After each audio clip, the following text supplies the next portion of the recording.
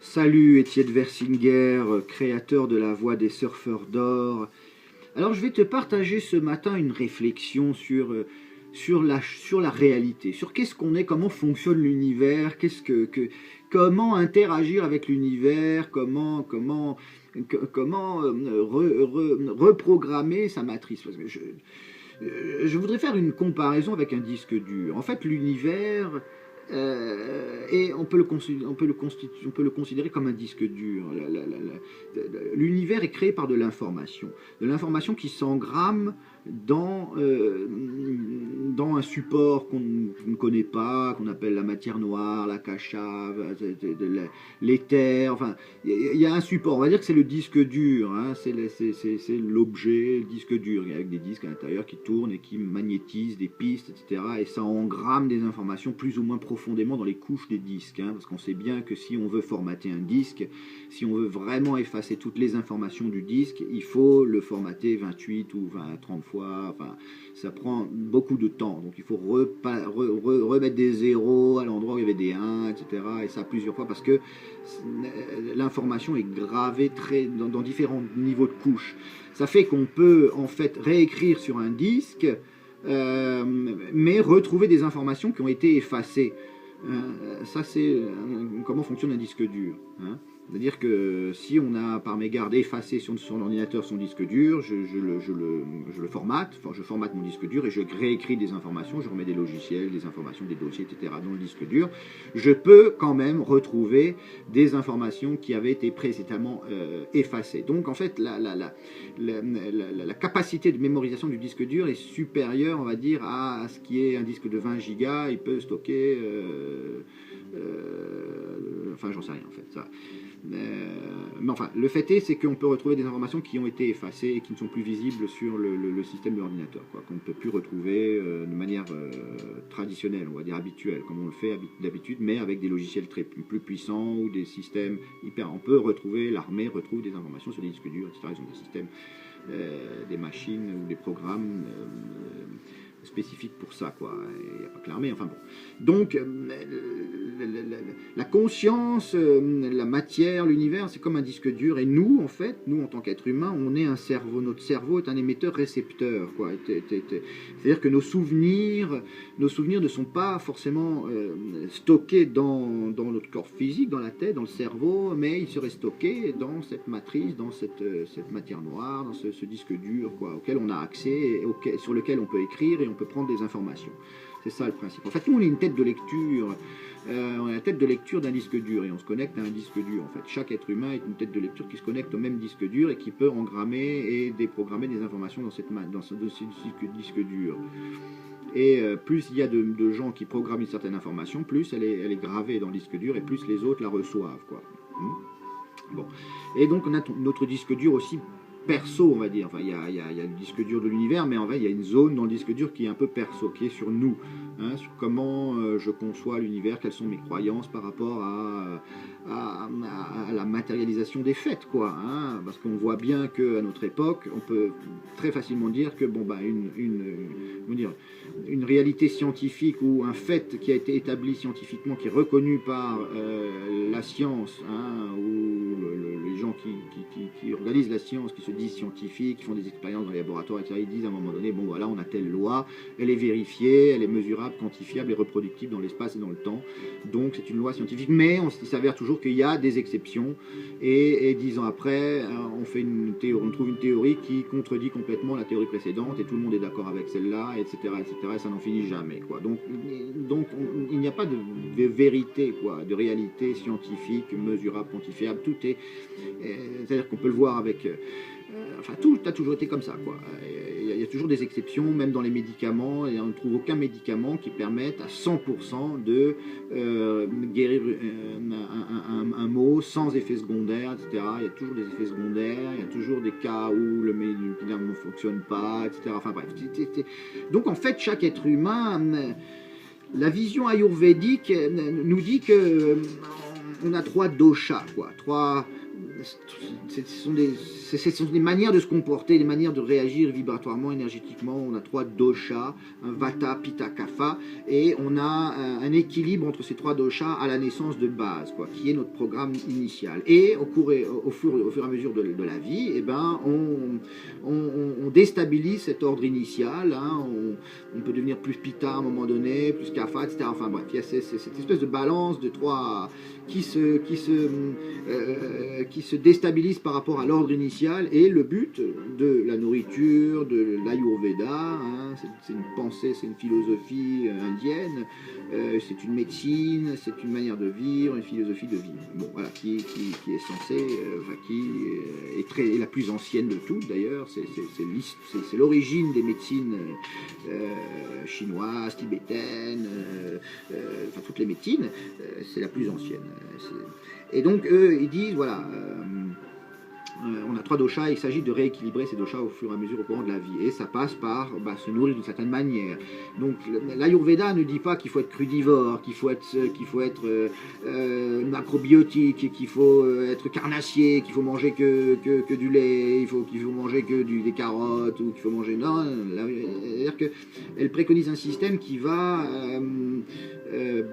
préconiser une certaine manière de se nourrir, chaud, froid, légumes ou pas, etc., céréales, noix, graines, à un certain moment, dans un certain ordre, pour rééquilibrer les doshas et retrouver sa forme sous son équilibre initial, et donc être en santé. Voilà. Le principe, il est là. Hein. Et donc il y a des gens qui ont... et donc pour revenir à la réalité des choses, à la vérité, c'est-à-dire qu'on se trouve confronté à un problème actuellement. Comment je dois me nourrir, hein, comment je dois me nourrir, quelle est la meilleure manière pour moi de me nourrir? Et en fait, on se rend compte qu'il n'y en a pas une.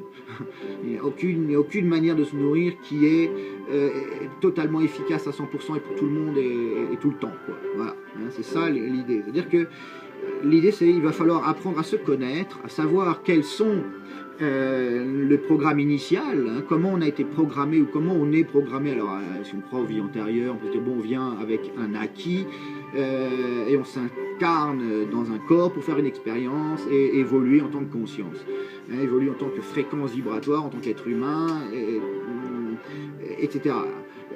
Et après se refondre dans l'univers. C'est ça la vision que je partage, hein, du monde énergétique et informationnel, en fait. C'est-à-dire qu'on est de l'information, on est de l'énergie.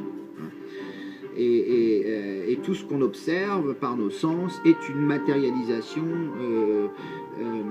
par nous-mêmes, auto-créée, créée de notre réalité, quoi, et qu'on partage en commun avec les autres êtres humains qui sont co-créateurs. On est co-créateurs de la réalité, de ce qui se passe dans le monde, de ce qui nous arrive. On est totalement responsable en tant qu'entité, que conscience individuelle et collective.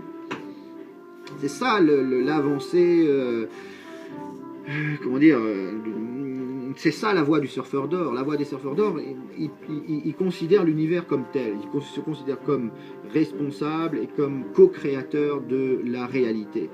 Et ils travaillent, ils font un travail sur eux, hein, c'est un travail, ils font un travail sur eux et sur elles pour retrouver, pour pour rééquilibrer les déséquilibres de la configuration initiale en termes énergétiques, donc rééquilibrer les doshas, enfin, par une certaine forme d'alimentation, une certaine hygiène de vie, des exercices physiques, etc. Bon, voilà. Donc les serveurs d'or pour atteindre l'immortalité, on va dire, hein, ou du moins pour je dirais, mourir, pour quitter notre corps, pour mourir en conscience et dans la joie, hein, et dans le choix conscient de mourir. Hein. Apparemment, les êtres éveillés, les saints, choisissent, disent, bon voilà, j'ai fait mon expérience, je peux quitter mon corps et soit me refondre dans l'univers, soit recommencer une expérience pour évoluer. Ils en sont conscients, donc ils choisissent leur mort. Hein. Donc je dirais que le travail du surfeur d'argent, c'est apprendre à mourir, c'est une côté un peu... c'est pas pessimiste, mais enfin, c'est apprendre à mourir dans la joie et dans le choix.